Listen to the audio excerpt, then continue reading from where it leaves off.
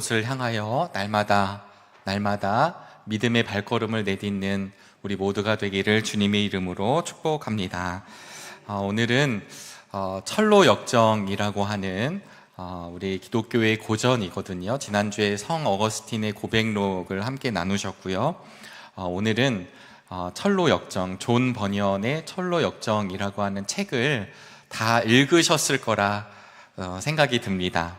네, 저는 이 철로 역정 이제 주제를 생각하면서 이 책을 보면서 사실은 이제 어린 시절에 저희 아버님, 어머님 뭐 서재까지는 아니지만 이제 책장에 성경책과 그리고 자주색 커버로 돼 있었던 철로 역정이라고 하는 책이 떠올랐어요. 그래서 그게 있나 이렇게 좀 살펴봤는데 따로 찾을 수는 없었습니다. 그러나 제 기억에 어린 시절에 그 철로 역정이라고 하는 책을 이렇게 넘겨보면 삽화가 좀 있었고요. 그리고 조금 읽다가 덮어버렸던 그런 기억이 있습니다.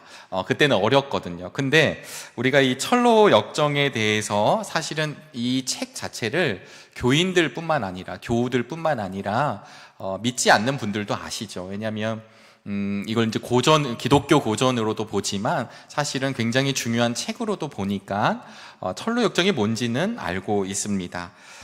저희 세대들, 그러니까 초등학교를 다니고 중고등학교를 다닐 때 단골 프로그램이 철로 역정이었거든요. 아마 저희보다 더 믿음의 선배님들도 이 철로 역정 프로그램을 하셨을 거예요. 그래서 뭘 하냐면 뭐 극기 훈련도 하고요. 철로 역정의 어떤 방들을 만들어서 유혹하는 방도 하고. 그래서 제 기억에는 막 땀을 낸 다음에 음료수를 막 주는 거예요, 선생님들이. 그래서 그 음료수 먹으면 탈락, 이제 유혹에 넘어갔다 이런 거죠. 그래서 이 철로 역정을 각색을 하고 뭐 만들어내고 하면서 이 이름을 가지고 우리 아이들 공동체 프로그램 저도 했었고, 또 제가 어느 교회에 있었을 때 우리 청년 선생님들과 함께 방을 만들고 뭐 마귀 분장을 하고 뭐 이런 거, 뭐 해병대 모자를 쓰고 나타나서 훈련을 시키고 이랬던 기억이 있습니다. 아마 더 옛날에 계셨던 우리 성도님들, 더 예전 시대는 이 책을 또 많이 보셨을 거라 생각이 듭니다. 그 중에 백미 중에 하나가 이제 관 속에 이제 들어갔다 나오는 것도 하고, 그래서 선생님들끼리 회의를 할 때 관 뚜껑을 덮어야 되냐, 뭐 말아야 되냐, 뭐 이제 이런 문제들, 이런 기억이 저에게 있었습니다. 철로 역정이라고 하는 주제나 아니면 그런 어렴풋하게 얘기를 잘 알고 있지만 이미 이 존 버니언을 통하여서 기록되고 나온 이 철로 역정이 300년을 훌쩍 넘을 정도로 성경책 다음으로도 이 책이 많이 사람들이 소장하고 많이 보고 있는 귀한 책입니다. 그냥 좋은 작가가 아주 좋게 글을 썼다가 아니라 철로 역정을 잘 읽어보시면 그 구절구절마다 성경의 말씀들이 계속 들어가게 돼요. 그래서 이 철로 역정을 보고 회심한 사람들이 참 많이 있었고, 또 영국의 혼란한 시대 가운데에서 이 존 버니언이라고 하는 하나님의 사람을 통하여서 믿음의 길이 무엇인지, 오늘 우리 임마누엘 찬양대가 함께 말씀을 찬양으로 고백했듯이 저 높은 곳을 향하여, 천성을 향하여 우리가 그 길을 걸어가는 것이 과연 무엇인가를 잘 만들고 이렇게 쓴 소설이라고 볼 수 있습니다. 오늘 유인물을 좀 나눠드렸어요. 왜냐하면 우리가 철로 역정을 다 읽으셨지만 워낙 많은 인물들이 나오고 많은 곳을 지나가기 때문에 그 철로 역정 지도와 그리고 뒤편에는 존 버니언의 연보, 이따가 잠깐 소개해드리겠지만 제가 봤던 책의 연보를 다뤘습니다. 더 자세하게 다룰 수도 있지만 이 내용을 가지고 저희들이 함께 오늘 철로 역정에 대한 이야기를 좀 나누면 좋겠다 여겨집니다. 철로 역정은 우리 이제 한문으로 번역이 됐는데요. 하늘천 길로 진할역 길 정자를 써서 하늘로 가는 여정으로 이제 우리가 이 철로 역정을 받아들이게 돼요. 원래 원서 제목은 필그림 프로그레스라고 해서 순례자의 여정입니다. 그런데 이 필그림이라고 하는, 순례자라고 하는 뜻의 단어가 원래 라틴어로는 페레그리누스라는 말입니다. 이거를 번역을 하면 낯설다, 낯선 사람이다라는 뜻이죠. 그래서 어떤 분은 이 부분을 이제 받아들이면서 뭐라고 얘기했냐면, 어쩌면 존 버니언은 이 책을 쓰면서 지금 이 순례자가 가는 길이잖아요. 이 세상에 속하지 않는 낯선 사람, 세상과 친하고 세상에 막 속해 있고 세상을 못 놓아서 안달인 사람이 아니라 이 세상으로부터 낯선 사람, 순례자들이죠. 낯설게 걸어가는 사람. 그래서 어쩌면 이 책을 덮었을 때 우리 모두가 하늘의 천성, 하나님의 나라를 향해 걸어가는 믿음의 순례자라는 걸 기억하십시오. 또 하나는, 우리는 혹시 이 세상에 너무 익숙하고 이 세상의 가치와 이 세상의 행복에 너무 붙들려 있는 것 아닌가? 그것으로부터 우리가 낯설어야 되지 않을까라고 주의하신 목사님도 계셨었습니다. 존 버니언은 사실은 영국의 베드포드 근처 엘스토라고 하는 마을에서 태어나게 되는데요. 그분은 가끔 이제 런던, 설교를 위해서 런던을 간 것을 제외하고는 평생을 자기 동네에서 사셨던 분으로 알려져 있었습니다. 그러니까 사실은 이게 이 존 버니언의 이제 일대기를 보다 보면 이 철로 역정의 이야기가 쓰여질 수 있었던 것은 존 버니언 스스로가 굉장한 호기심이 많았었거든요. 그런데 이 존 버니언이 결국은 자기 동네, 그리고 주님께 붙들림을 받아서 회중 설교를 하고 그것 때문에 옥고를 치르고 하는 동안 그는 어디를 멀리 떠나지 않았지만 주님이 주신 영감, 그리고 그 은혜를 가지고 천성을 향해 가는 길을, 이 순례길, 여정을 이렇게 철로 역정이라고 하는 책을 통해서 이야기하였습니다. 중세 라틴 격언에 여행자는 요구하고 순례자는 감사한다라는 말이 있습니다. 요즘 워낙 여행을 많이 다니는 시대잖아요. 우리가 여행을 다니다 보면 반찬이 왜 이럴까요? 오늘 뭐 물이 안 나오는데요, 이게 생각했던 거와 다른데요, 우리가 요구하는 게 많습니다. 왜냐하면 당연한 권리니까요. 그러나 순례자들은 요구하는 사람들이 아니라 주어진 그 길에, 그리고 그 길을 가라면서 감사하는 사람이다라는 것을 우리가 함께 기억하며 철로 역정을 보실 수 있게 되기를 바랍니다. 사실 철로 역정은요, 1628년에 태어난 우리 존 버니언, 뒤에 우리 연보가 나와 있는데요. 그리고 1688년에 하나님의 부르심을 받았습니다. 그래서 꿈속에 크리스찬이라고 하는 한 사람이 나타나서 이제 그 하나님 나라를 가는, 하늘나라에 들어가는 이야기가 나오게 되는 거죠. 이것을 철로는 천국으로 가는 길, 역정은 거쳐온 길을 뜻하면서 철로 역정이라고 우리한테는 번역이 되었습니다. 제가 찾아보니까요, 철로 역정은 초판을 출판한 뒤에 1789년, 그러니까 11년이 지난 뒤에는 무려 57판을 했고요. 그리고 존 버니언이 죽고 난 뒤에는 250주년일 때는 1300쇄가 찍혔다고 합니다. 처음에 초판이 나왔을 때도 20만 부를 찍었는데 3일 만에 다 나갔다고 그래요. 아무도 안 놀라시지만 어마어마한 이야기입니다. 그리고 전 세계 170개국 넘는 곳에서 번역이 돼서 지금도 출판이 되고 있고, 오늘 우리들은 오후 예배 가운데 철로 역정에 대해서 나누고 있습니다.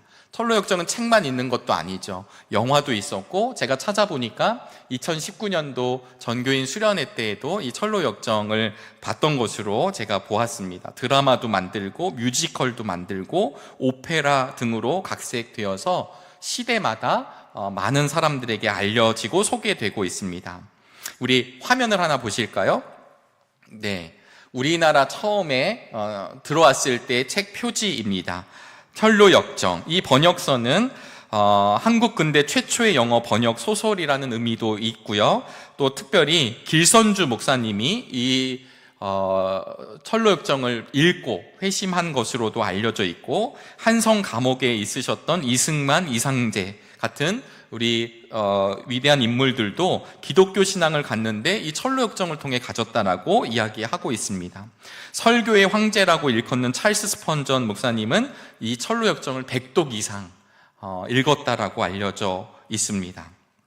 저는 우리 화면을 보시면 제가 보고 준비한 것은 지금 포이에마 출판사에서 나온 이 책을 저는 이제 읽게 되었고요. CJ 로빅이라고 하는 분이 편집을 했는데, 이분은 철로 역정을 성경 다음에 너무 좋아해서 자기가 좋아하는 이 철로 역정을 계속 읽으면서 이렇게 이제 편집을 하게 됐습니다. 마이크 윈머라고 하는 사람이 그림을 새로 넣게 됐고, 포이에마 출판사에서 나온 책인데요. 제가 한 가지 더 책을 더 갖고 왔습니다. 이제 제목 자체가 세계 기독교 고전 철로 역정인데, 이건 좀 옛날 책이거든요. 그래서 옛날 책은 1부와 2부로 되어 있고 20부, 그러니까 20 컨셉이 있어가지고 이 이야기가 전개가 됩니다. 근데 지금 우리가 알고 있는 철로 역정은 주로 1부에 대한 내용, 크리스찬에 대한 이야기여서 오늘도 좀 그쪽으로 이야기를 하려고 하겠습니다. 사진을 보시면 우리 초상화인데요. 네, 존 버니언입니다. 이 존 버니언은 우리가 이제 연대기를 보시면서 잠깐 이해할 필요가 있는데, 1628년에 지금 영국의 그 엘스토라고 하는 작은 마을에서 태어났잖아요. 아버지가 이제 땜쟁이였습니다. 노쇠 세공사, 기술자이셨지만 가난했다라는 게 이제 포인트입니다. 가난하다 보니까 큰아들이었던 이 존 버니언도 아빠를 도와야 됐어요. 그래서 10살 때 학교를 그만두게 됐고 빈민인 아이들과 함께 있을 수밖에 없었습니다. 10살 때부터 학교를 다니지 않고 아빠를 도와서 일을 했다. 그렇기 때문에 그는 공부를 제대로 할 수 없었지만 인생 공부를 하게 됩니다. 그리고 가정, 그러니까 아버지가 계셨지만 나도 돈을 벌어야 한다는 그 무게, 그 무거운 짐이 늘 그에게 있었기 때문에 이 존 버니언을 연구하는 분들은 바로 이 벗어날 수 없었던 인생의 짐이 크리스천으로, 그러니까 우리 철로 역정에 나오는 주인공으로 투영됐다, 이렇게 말하고 있습니다. 그래서 어떻게 구원받을 수 있단 말인가, 이제 이따가 잠깐 보시겠지만 이런 장면들이 본인의 고백이었던 거죠. 내가 어떻게 살 수 있을까? 내가 어떻게 구원받을 수 있을까? 이런 거고요. 또 케임브리지 근처에 스타워 브리지라고 하는 곳에서 늘 시장이 열렸는데, 이것이 이따 철로 역정에 보시면 허망시장, 예전에는 허영시장이라고 나오거든요. 그러니까 그 쾌락이 팔려지고 모든 것들이 팔고 있는 그 허망시장의 모티브가 된다라고 하고 있습니다. 그러니까 이 철로 역정은 존 버니언이 그냥 후딱후딱 써낸 것이 아니라 존 버니언이 갖고 있었던 짐의 무게, 그리고 그의 경험들이 녹아지고 성경의 말씀하고 연결이 되면서 이 크리스찬이라는 인물이 나왔다는 것을 기억해 주시기를 바랍니다. 근데 존 버니언이 17세가 됐을 때 그가 이제 어려운 시절을 보내면서 좀 반항해요. 거칠고 막 주변에 조금 가끔 깽판도 치고요. 그러다가 그러는 가운데 지적 호기심이 있었기 때문에 시장에 나와 있는 책들을 보게 되는데, 주로 봤던 책들이 모험 관련된 책들을 그가 보게 됩니다. 민단집들을 보게 되고 전승들에 관한 책도 경험하게 돼요.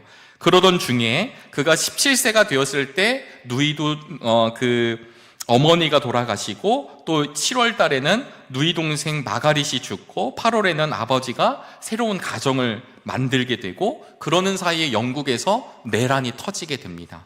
그러면서 그 당시에 내란이 터진 이유는 이제 청교도 혁명이라고 하는데, 청교도파와 그 다음에 영국 국교회를 지향하는 왕당파가 서로 싸운 거예요. 서로 자기들끼리 싸울 때 존 버니언은 의회군에 또 3년간 들어가서 군 복무를 합니다. 큰 전쟁에 맨날 쓰임받은 건 아니지만 작은 전쟁 가운데 자기 대신 죽은 병사, 그러니까 자기 대신 죽은 동료를 경험하게 돼요. 이것이 또 모티브가 됩니다. 그런데 20살 때 독실한 크리스찬인, 이제 청교도 교도인 아내를 만나게 되고, 아무것도 없었지만 아내가 들고 온 두 책을 같이 읽게 되고, 그 책을 통해서 신앙의 깊은 잠에서 깨어나게 됩니다. 그러던 중에 존 버니언이 길거리를 지나가고 있는데요, 어떤 여인들이에요. 가난한 여인들이에요. 근데 이 여인들이 먹고 사는 문제를 얘기하는 게 아니라, 가난한 여인들이 내가 구원받은 기쁨을 서로 나누고 있고, 우리 정릉의 성도님들 경험 늘 있으시죠? 네, 내가 하나님한테 은혜 받은 이야기를 나누는데 익숙하시죠? 네, 아멘. 네, 왜냐하면 하나님이 나를 붙들어 주시고 한탄하고 절망한 게 아니라 두 여인이 그 길거리에서 그 기쁨에 대해서, 주님과의 만남에 대해서 막 얘기하는 게 존 번연의 귀에 들어옵니다. 충격을 받게 돼요. 그리고 나서는 저런 사람들이 있구나 라고 하는 걸 발견하는 것이 번연의 고백입니다. 사람들의 삶의 태도가 얼마나 중요한지도 우리가 경험할 수 있게 되길 바랍니다. 그것을 시작으로 25살 때부터 노방 전도를 하기 시작하고요. 의회파가 처음에는 장악을 하기 때문에 처음에는 자유롭게 전도도 하고 말씀도 전하고 이랬다가, 그리고 1660년에 다시 영국 왕정이 들었습니다. 돌아섰죠. 그래서 찰스 2세가 명령을 내립니다. 영국 국교회에 허가받은 사람이 아니면 설교를 하면 안 된다. 네, 요즘은 뭐 하라고 해도 어쩌면 안 할지도 모르는데 이 시대는 이 치열한 싸움이 있었던 시절이었습니다. 근데 존 번연이 이 마음의 불이 있기 때문에 설교를 하지 않고는 견딜 수가 없는 거예요. 그래서 설교를 하게 되니까 불법 집회를 한 사람이 됐고, 결국 번연은 체포가 돼서 감옥에 들어갑니다. 당신 설교만 하지 않으면 나가게 해주겠다라고 했지만 그럼에도 불구하고 그는 그것을 놓지 않고 무려 10년 넘게 옥살이를 하게 됩니다. 그러나 이 옥살이를 하는 동안 이 존 번연은 여러 책들을 이제 집필하게 되고 우리가 알고 있는 철로 역정 일부가 나오게 됩니다. 그래서 이 고난과 힘듦을 그는 그냥 그렇게 머물러 있었던 것이 아니라 그것을 통해서 다시 자신의 인생을 바라보게 되었다라고 하는 것입니다. 철로 역정은 아까 말씀드린 대로 크게 1부와 2부가 있는데요. 1부는 크리스찬이 하나님의 도성, 하나님의 나라를 향해 가는 과정이 그려져 있습니다. 그런 뒤에 이 1부가 발행되고 난 뒤에 사람들이 1부가 너무 많이 팔리면서 위작들이 나타나요. 막 섞이기도 시작하고, 막 내가 저자라고 하는 사람이 나타나고, 그 다음에 이 철로 역정의 원판을 훼손하는 일이 발견되니까 결국은 존 번연이 내가 이 철로 역정을 했다라고 이야기하면서 2부까지 이제 발표를 하게 됩니다. 2부는 그 아내와 내 자녀가 하나님의 나라로 가는 과정이 담겨져 있습니다. 그래서 1부에서는 치열한 싸움이 우리가 이제 보시게 될 내용이 나오지만 2부, 그러니까 아내 크리스티나가 가는 길은 크리스티나가 짧은 기간 가는 게 아니라 노인이 될 때까지 지나가고요. 어린이, 노인, 환자 등 좀 연약한 부류의 사람들의 이야기까지 1부, 2부를 통해 전반적으로 드러나게 됩니다. 여러분, 이 부분이 바로 이제 존 번연인데요. 이 책은 이렇게 시작을 해요. 어떻게 시작하냐면 우리 화면을 잠깐 보실까요? 네, 세상의 광야를 헤매다가 동굴이 있는 곳에 이르렀다. 거기서 하룻밤을 지내기로 하고 짐을 풀었다. 그리곤 깜빡 잠이 들었는데 꿈을 꾸었다. 이게 철로 역정의 첫 번째 이제 문장으로 시작이 됩니다. 여러분, 멸망의 도시를 떠나서 이제 영원한 나라로 길을 걷게 되는 크리스천의 이야기가 이렇게 시작을 해요. 꿈을 꾼 것으로. 근데 그가 너무 괴로웠어요. 그래서 꿈을 꾸었는데 이게 한 300 몇 년 전에 쓰여진 그 영국의 한 남자의 이야기인가 보다가 아니라 사실은 존 번연은 크리스찬을 통해서 그 길을 걷고 있는 사람들에 대한 이야기를 쓰기 시작했습니다. 우리 지도를 잠깐 보실까요? 유인물로도 나눠드렸지만 이 지도는 제가 이제 막 자료를 좀 찾다 보니까 광주의 서석교회라고 하는, 이제 제가 여쭤보니까 광주에서는 굉장히 큰 장로교회가 있어요. 그런데 이미 뭐 10 몇 년 전에 이 교회에서는 아마 철로 역정에 대한 이제 안내가 좀 있었던 것 같고요. 그 교회의 성도님이 직접 그림을 그린 것입니다. 네, 그래서 제가 그린 게 아니라, 그분이 그 과정을 통해서 직접 그리신 것을 이제 제가 이렇게 출처를 밝히고요. 그리고 또 하나는 이게 예전 철로역정이기 때문에 가령 예를 들면 거기 우리 그림 처음에 보시면요, 기독인, 전도자, 수능, 고집쟁이 이렇게 돼 있거든요. 근데 이제 요즘에 나온 책은 이 수능을 유순한이라고 번역을 했고 고집쟁이를 옹고집이라고 번역을 했어요. 그리고 뭐 낙담의 늪이라고도 하고 낙심의 늪이라고도 하고 좀 비슷하게 번역이 된 거니까 이런 부분들은 조금 참고해 주시면 감사하겠습니다. 처음에 시작에요, 유순한, 그러니까 수능이라는 사람이 크리스찬에게 물어요. 길은 잘 알고 가는 거예요? 크리스찬 당신? 그랬더니 크리스찬이 전도자라는 분이 저에게 분명하게 길을 알려주었어요. 그렇게 이야기를 했습니다. 그래서 이 길을 알려줬다고 이야기하면서 크리스찬이 그 믿음의 길을 걸어가는 것이 이제 일부가 시작이 됩니다. 여러분, 이게 참 중요한데요. 왜 중요하냐면 원래 크리스찬의 이름은 타라칸입니다. 소설 중간에 나의 원래 이름은 타라칸이라고 그래요. 타라칸이었던 이 크리스찬이 어느 날 내 짐 때문에 괴로워서 낙심하고 낭망하고 있는데 전도자를 만나요. 이 전도자를 통해서 어디로 가야 하는지를 알려주게 되고, 결국은 크리스찬은 그 전도자가 알려준 그 참의 길, 그 좁은 길을 걸어가게 되는 것입니다. 어디로 가야 할지 모르는 것이 아니라 가야 할 곳을 알게 되고 걸어가는 이 소설의 시작을 우리가 눈여겨볼 수 있게 되기를 주님의 이름으로 축복합니다. 그래서 빨리 가는 게 중요하냐? 우리 이제 저도 이제 그림을 같이 보겠지만요, 이 그림을 보시면 중간쯤에 위선 허식이라는 데가 나와요. 우리 첫 번째 이렇게 그림이 한번 꺾일 때 우매, 나태, 방자가 나오거든요. 그때 나오는 벽이 구원의 벽입니다. 구원의 울타리예요. 그런데 이 구원의 울타리를 위선이라는 사람과 허식, 허울이라고 제 책은 번역을 했는데, 허울이라는 사람이 담을 넘어요. 좁은 문을 통과하지 않고 담을 넘어 그 길로 들어옵니다. 이 사람들은 빠름을 추구하는 거죠. 근데 굳이 돌아갈 필요가 없고 내가 원하는 길로 넘어가겠다. 그러나 결국 이 허식과 위선은 이 길을 마치지 못합니다. 왜냐하면 그들의 이름대로 살아가기 때문이죠. 그래서 크리스찬은 자신의 어려움 속에서 성경을 읽다가 자신의 죄와 등의 짐을 발견하게 되고요, 이런 고민을 하게 됩니다. 이렇게 말합니다. 크리스찬이 도대체 어떻게 해야 한단 말인가? 우리 화면도 좀 보여주실래요? 네. 도대체 어떻게 해야 한단 말인가? 크리스찬이 자신의 짐에 대해서 자각을 하기 시작을 했고, 그리고 고민하고 있을 때 전도자를 만나게 됩니다.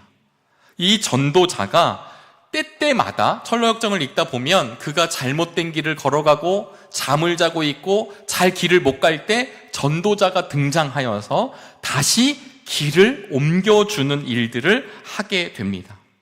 그래서 이 철로역정은요, 저희가 긴 줄거리가 있지만 결국은 이 철로역정은 넓은 길과, 이 넓은 길은 길이 진짜 넓은 것도 있지만 나에게 익숙한 것, 그리고 내가 그냥 살고자 하는 것, 내 마음대로 하고자 하는 넓은 길과, 그리고 그분이 원하신 좁은 길, 그것을 버리고 따라가는 길에 대한 싸움이 치열하게 드러납니다.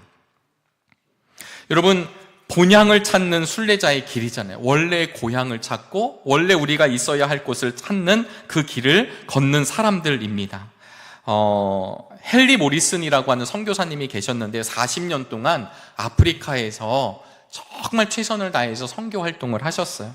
그리고는 마치고 다시 미국 자신의 고향으로 돌아오게 되셨습니다. 근데 그때 루즈벨트 대통령이 아프리카에 휴가를 갔다가 루즈벨트 대통령도 같이 오게 된 거예요. 근데 이 루즈벨트 대통령을 사람들이 막 환영을 했습니다. 대통령이 왔으니까, 다시 왔으니까. 그런데 그때 헨리 모리슨 선교사님의 마음에 어려움이 찾아왔어요. 아니, 아프리카에 가서 사냥하고 돌아온, 아프리카에 가서 그냥 쉬고 돌아온 저 대통령을 저렇게 사람들을 환영하는데 40년 동안 하나님 나라를 위해 일하고 아프리카에서 선교를 한 나는 아무도 없는 이 처량한 거 아닌가? 라고 했을 때 그 선교사님이 들었던 하늘의 음성이 이거였답니다. 헨리, 너는 아직 본향에 오지 않았다. 그러니까 너는 아직 고향에 오지 않았다라는 이야기를 주었다라는 거예요. 그러니까 너는 아직 사명이 끝나고 일이 다 끝난 게 아니라 아프리카에서는 돌아왔지만 너는 아직도 이 본향까지 돌아오는 시간이 있고 아직 들어온 것이 아니다라는 이야기를 하게 된 것입니다. 크리스찬이 누더기 옷을 입고 책 한 권을 손에 들고 무거운 짐을 등에 진 채 등장하여서 도대체 나 어떡하지?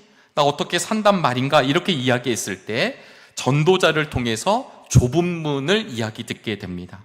여러분, 철로 역정은요, 결과적으로는 철로 역정은 우리의 구원의 과정을 이야기합니다.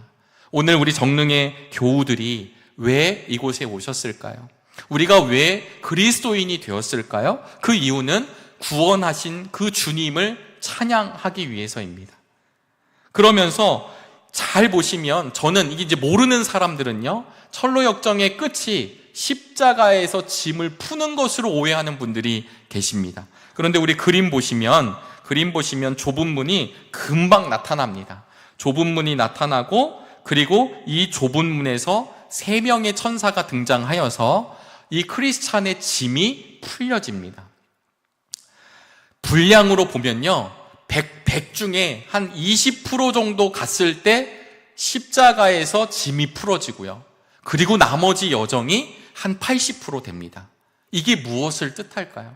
우리가 예수님 믿고 십자가의 은혜를 경험하고 그냥 그러면 모든 게 끝나고 그냥 아무런 일이 벌어지는 게 아니라 오히려 그때부터 이 철로 역정은 수많은 과정들을 경험하면서 나아가게 됩니다. 그래서 결국은 우리 감리교적 용어로 이야기하면 이 철로 역정은 성화의 과정을 보여주고 있습니다. 여러분, 이 사실이 우리의 마음에 함께 새겨질 수 있게 되기를 바랍니다. 그리고 중요한 것은 무엇이냐면요, 마지막 이 크리스찬이 처음에는 신실이라고 하는 사람과 같이 동행하고요, 신실은 허망의 시장에서 순교합니다. 그런데 그 순교하는 모습을 보고 따라온 이가 있는데 그가 소망이에요. 이 소망과 함께 그 여정을 걸어가요.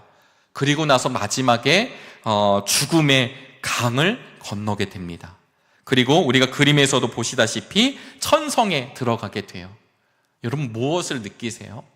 철로 역정은 아마 이 과정을 이야기하면서 중간에 낙오하는 사람, 중간에 모양은 갖췄지만 아까처럼 막 담 넘어온 사람들, 그 길을 걷고 있지만 자신들은 끝까지 하나님이 구원할 거라 생각하고 걸어가는 사람들, 아니면 가다가 의심성에 갇혀 절망 거인에게 맞아가지고 죽는 사람들, 지옥길로 떨어지는 사람들, 중간에 모든 사람이 좁은 문을 통과하면 하나님 나라에 들어가는 게 아니라는 것을 철로 역정이 보여주고 있습니다.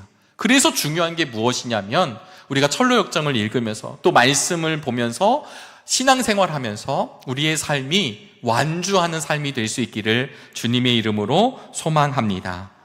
크리스찬이 열어본 책은 바이블, 성경이겠죠. 하늘의 말씀이 그에게 임하게 됩니다.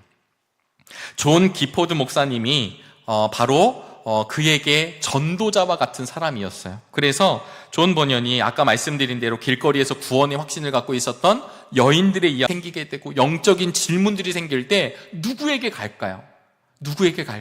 그래서 그 당시 베드페드 세인트 존 교회를 담임하고 계셨던 존 기포드 목사님을 찾아가는 거예요.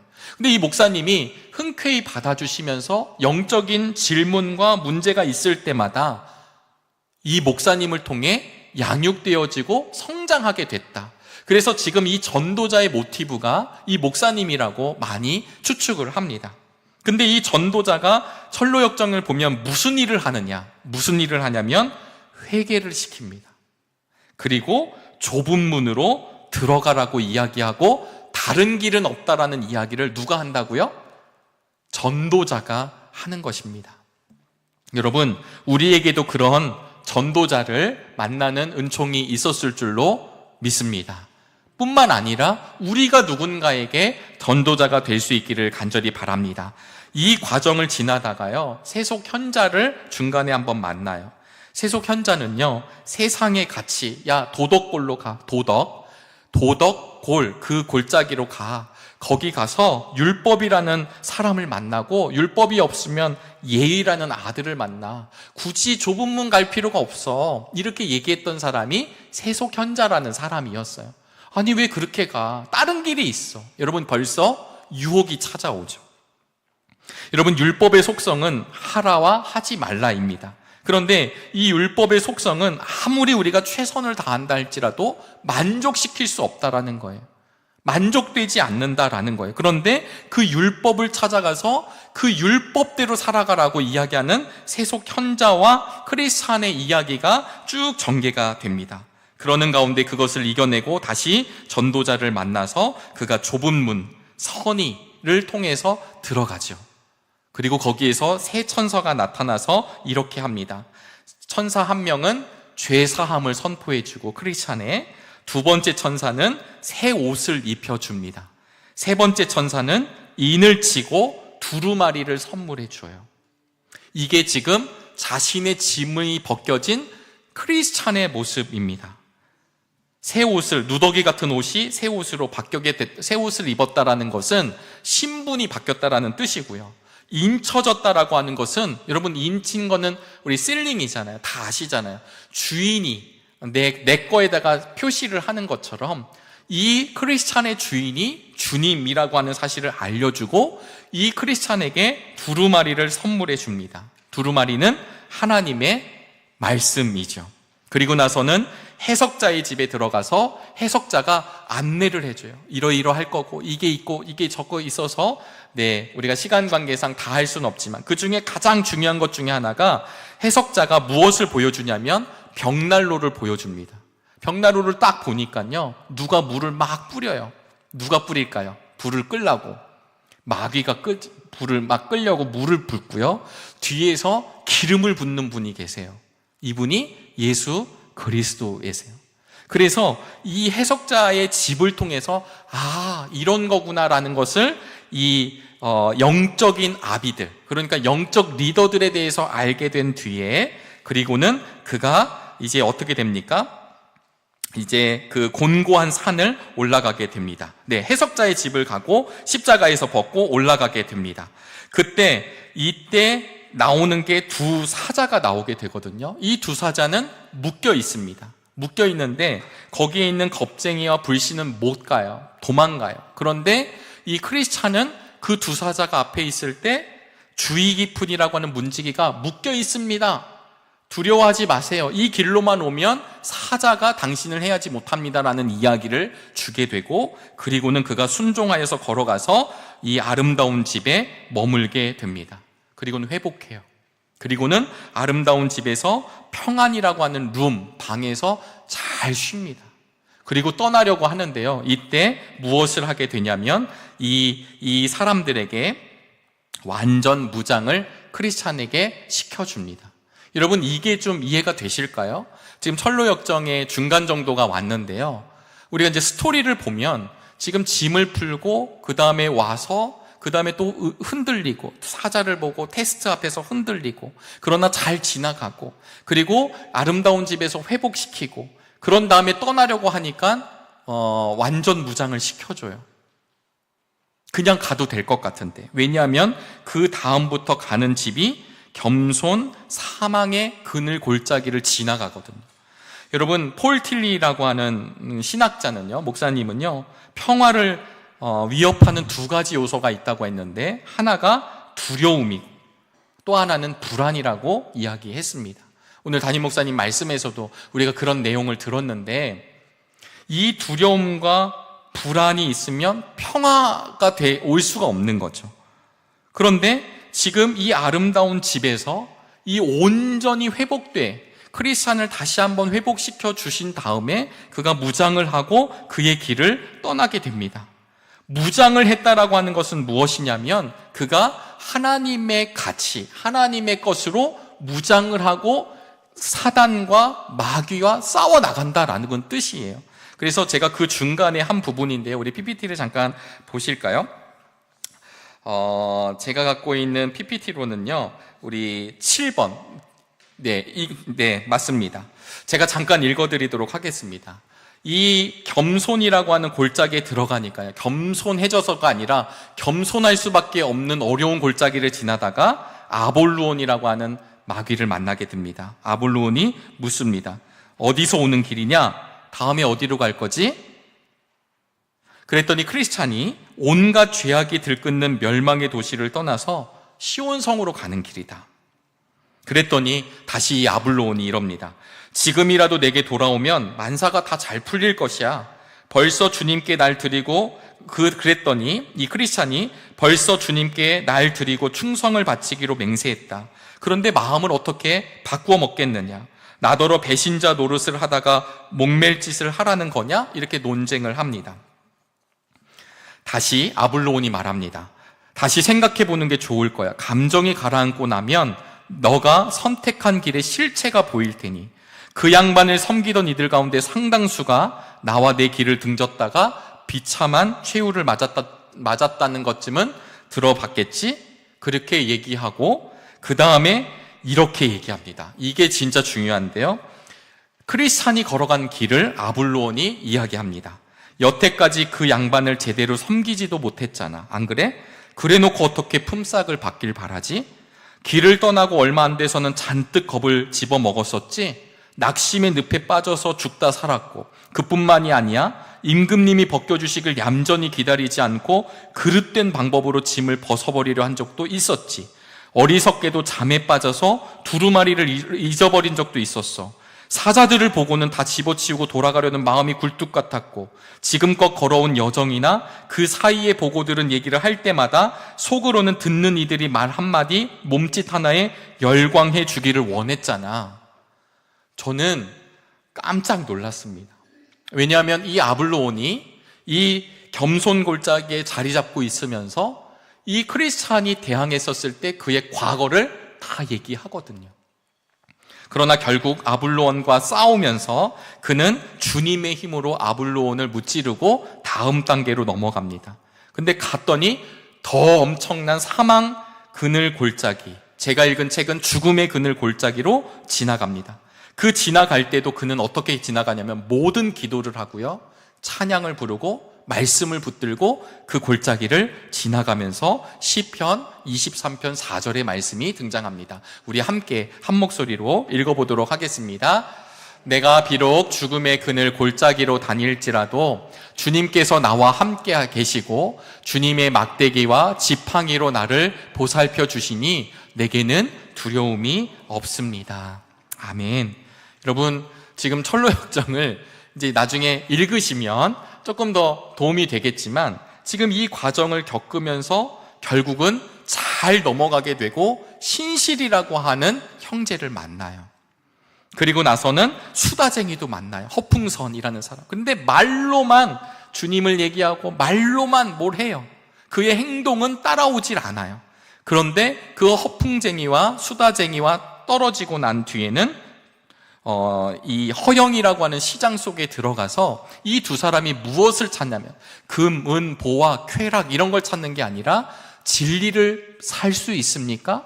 진리를 사는 곳이 있습니까? 라고 하는 말이 문제가 되어서 결과적으로는 이 험한 시장에서 신실이 순교하게 됩니다. 소망이 따라오게 되죠. 물욕 언덕을 지나갑니다. 여러분, 세상을 좋아서 떠났던 대마가 등장하는데요, 이 대마가 은광 앞에서 여러분 이 은광 좀 둘러보고 가시죠, 이렇게 유혹을 합니다. 그때 두마음이라는 사람을 만나는데 이 두마음이 거길 들어가요. 그러다가는 그것을 이겨내고 나온 뒤에 크리스찬과 소망도 얼마나 피곤했을까요? 그래서 우리도 편한 길 가고 싶다. 그러다 보니까 옆에 곁길 초원이라는 좋은 초원의 길로 빠져요. 날씨가 안 좋아. 근데 그 앞에 헛 자신감이라는 사람이 이 길이 맞다고 가는 걸 쫓아가요. 근데 헛 자신감은 또 떨어져 죽어요. 근데 이 사람들은 날씨를 피하고 있다가 거기 오두막에서 잠을 자다가 절망 거인을 만납니다. 네, 여러분, 이게 우화잖아요. 절망이라고 하는 거인을 만나서 그 절망 감옥에 갇혀요. 의혹이라고 하는 부인이 계속 괴롭히게 만들어요. 맨날 때려요. 자살하고 싶을 정도로 힘들어해요. 절망이죠. 그런데 그때 그들에게 크리스찬이 기도하던 가운데 이 말을 찾아내게 됩니다. 우리 화면을 잠깐 보시겠습니다. 언제든지 마음대로 나갈 수 있었는데 이 냄새나는 감방에 처박혀 있었다니 나 같은 바보 멍청이가 또 있을까? 언약이라는 열쇠를 가슴에 늘 품고 다니면서도 새카맣게 잊었어. 그것만 있으면 의심의 성에 있는 문이란 문은 죄다 열 수 있는데 말일세. 그렇게 두드러 맞고 절망하고 포기하고 낙심하고 있을 때 기도하던 가운데 하나님이 나에게 약속해 주셨다는 걸 알고 그 키를 갖고 나오게 됩니다. 그래서 여러분 지금 이 부분을 보시면요, 오늘 우리가 철로 역정을 보시잖아요. 제가 말씀드렸지만 십자가에서 짐을 벗고 크리스찬이 그 길을 걸어갈 때 탄탄대로 늘 어려운 일이 없는 것, 이런 게 아니라 지금 보시면 두루마리도 잊어버린 적이 있고요. 그것 때문에 왕복을 3번 정도 하게 됩니다. 자기를 한탄하고요. 그러면서도 또 곁길로 빠지게 되고 그 이후의 과정 속에서도 그들은 마법당에서 잠에 빠질 뻔하기도 하고, 그리고 최종적으로는 우리가 이제 죽음의 강을 건너게 되는 장면 속에서 크리스찬이 두려워하는 모습도 나오게 됩니다. 우리 다음 화면을 보도록 하겠습니다. 하지만 거룩한 성에는 각자 자신의 믿음을 가지고 혼자 들어가야 합니다. 새 예루살렘 성문으로 가자면 반드시 강을 건너야 합니다. 다음 화면이겠습니다. 순례자들, 그 가운데서도 특히 크리스천은 깊이 낙담했다. 여러분, 죽음의 강 앞에서 완전히 낙담한 거예요. 그런데도 옆에 있는 소망이 함께 가자고 해서 들어갑니다. 그러면서 이 크리스찬이 죽을 것 같고 죽는 것 같고 정신을 잃었을 때 소망이 정신을 차리라고 외칩니다. 그러면서 나왔던 본문이 바로 오늘 이사야 43장 2절의 본문 말씀이 나오게 돼요. 제가 그 부분을 읽도록 하겠습니다. 크리스천은 잠시 정신을 잃었다. 소망은 공경에 빠진 형제에게 예수 그리스도께서 온전히 해주실 거라는 사실을 일깨워주면서 기운을 내라고 격려했다. 한동안 씨름을 벌인 끝에 크리스천은 정신을 차리고 큰 소리로 말했다. 오, 주님이 다시 보여. 내가 너와 함께하고 내가 강을 건널 때에도 물이 너를 침몰시키지 못할 것이라고 말씀하시네. 그리하여 두 순례자는 용기를 내서 강을 건넜다. 이렇게 철로 역정의 일부가 거의 마지막에 가게 되는데, 그런데 존 버녀는 둘이 잘 들어갔다, 환영을 받았다로 끝내지 않고요, 한 가지를 더 보여줍니다. 제가 오늘은 말씀을 드리지 못했지만 중간에 무지라는 사람, 우리의 행동과 우리의 노력으로 구원을 받을 수 있다고 외치는 무지라는 사람을 만나게 되는데, 이 무지에 대한 이야기를 일부 말미에 보여줍니다. 이렇게 쓰여져 있습니다. 무지가 강가에 다가서는 게 보였다. 우리 소망과 크리스찬이 이 천성에서 보고 있는 겁니다. 강에. 하지만 갖은 고생을 다했던 크리스찬이나 소망과는 달리 아무 어려움 없이 강을 건넜다. 뱃사공, 헛꿈이 노를 저어 건네준 덕분이었다. 그리고는 이 무지가 천사들한테 잡혀가지고 지옥으로 이렇게 떨어지는 장면으로 일부가 맞춰지게 됩니다. 여러분, 중간중간 이 이야기가 참 많이 있지만 저는 오늘 이 철로 역정의 간략한 스토리와 그 중간중간의 이야기를 잠깐 나눴는데요, 잘 보시면 사탄의 성품을 갖고 있는 인물들이 등장을 하고 하나님의 성품을 갖고 있는 인물들이 등장을 해요. 그런 사람들을 만나고 그런 사람들로부터 속임을 당하기도 합니다. 또 이것은 어쩌면 우리 안에 두 가지 본성, 하나님을 대적하는 마음, 그리고 하나님을 찬양하는 마음, 이 마음이 우리 안에 있는 것도 알려주고 있습니다. 그러면서 또 하나는 이 영적인 여행의 과정을 걸어가면서 정말 내가 순례자의 길을 잘 걸어가고 있는 것인가? 무엇을 가지고요? 맡겨주신 두루마리, 하나님의 말씀을 가지고 잘 걸어가고 있는가를 우리에게 알려주고 있습니다. 사랑하는 우리 정릉의 성도 여러분, 어쩌면 이 시대는 우리 주님이 필수가 아니라 선택인 시대를 살아가고 있습니다. 교회 오는 것, 신앙생활 하는 것, 우리가 경험하는 것, 중간중간에도 나오지만 얼마든지 편한 길을 가고 싶고요, 샛길로 가고 싶고, 그리고 합당한 절차를 거치지 않고 담을 타서 빠른 절차를 갖고자 했던 수많은 사람들을 보게 됩니다. 이 철로 역정을 읽으면서 우리들의 모습은 어떠한가도 살펴볼 수 있게 되기를 주님의 이름으로 축복합니다. 믿음의 흔적은 드러나게 돼 있습니다. 믿음은 발자취를 남기게 되죠. 주님이 걸어가셨던 그 십자가의 길, 우린 그것을 알고 있고 보았습니다. 믿음의 선배님들이 걸어갔던 그 좁은 길을 우린 알고 있습니다. 결국 그 길을 통해 누가 그 길을 걸어갔는지가 드러나고 증명될 수밖에 없습니다. 철로 역정에서 크리스찬을 안내했던 전도자가 우리의 모습이 될 수 있기를 주님의 이름으로 소망합니다. 크리스찬과 동행했던 신실과 소망, 깊게 얘기는 못 나눴지만 그와 함께 동행했던 신실과 소망이 우리가 될 수 있기를 간절히 바랍니다.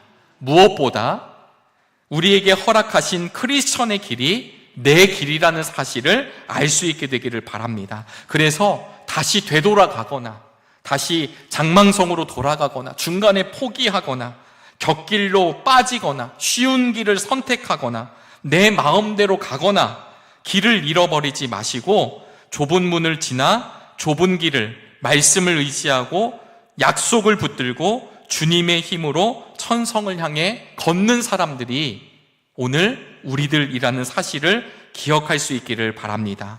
그래서 오늘도 우리는 길을 걸음에 감사하며 굳건히 믿음의 발걸음을 내딛는 우리 모두가 될 수 있기를 축복합니다. 집에 꽂혀 있는 철로 역정을 우리 성경과 함께 꼭 읽어보시기를 추천하면서 우리 철로 역정을 통해 다시 한번 천성을 향해 가는 길, 본향을 향해 가는 길을 기억하시고 담대히 걸어가시게 되길 축원합니다. 기도하겠습니다. 하나님, 오늘도 귀한 은혜의 시간을 주시니 감사합니다. 철로 역정의 길이 우리의 길임을 알게 하여 주시고, 하나님, 죄사함의 은혜를 얻었다 할지라도 성화의 길을 가는 과정 가운데 유혹이나 낙담이나 낙심이나 절망 앞에 넘어지지 아니하고 말씀이신 주님을 따라, 길 되신 주님을 따라 온전히 걷는 우리 모두가 되게 인도하여 주시옵소서. 예수 그리스도의 이름으로 기도하옵나이다. 아멘. 몇 가지 교회 소식